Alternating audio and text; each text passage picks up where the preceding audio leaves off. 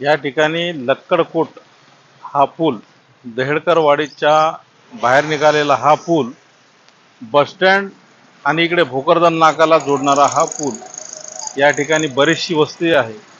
परंतु या पुलाला पूर्ण तडे गेलेले आहेत.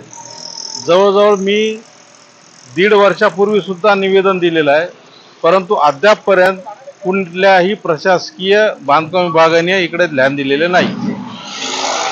त्याचप्रमाणे या ठिकाणी एक कादरिया कब्रस्तान सुद्धा आहे, काझी कब्रस्तान सुद्धा आहे.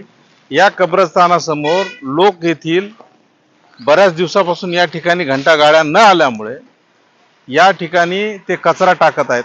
तर ह्या कचऱ्याची सुद्धा दखल इमिजिएट आयुक्त मॅडमनी घेतली पाहिजे अशी मी त्यांना या ठिकाणी सूचना करत आहे.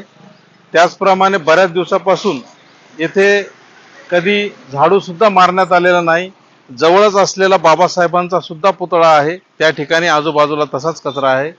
त्याचप्रमाणे या पुलाचे जर काम येणाऱ्या 8 दिवसात, 10 दिवसात, महिनाभरात जर करत नसतील तर या ठिकाणी संपूर्ण आम्ही स्थानिक लोकांना घेऊन आंदोलन छेडू अशी मी या ठिकाणी ग्वाही देत आहे. जर कचरा या ठिकाणाहून लवकर उचलण्यात आला नाही तर या ठिकाणी मी आपणास सांगू इच्छितो, इमिजिएट या ठिकाणी SI ला पाठवावं आणि तो कचरा उचलून घ्यावा. अन्यथा हा कचरा आम्ही महानगरपालिकेत आणून टाकू. मी दिनकर घेवंदे, विधानसभा अध्यक्ष.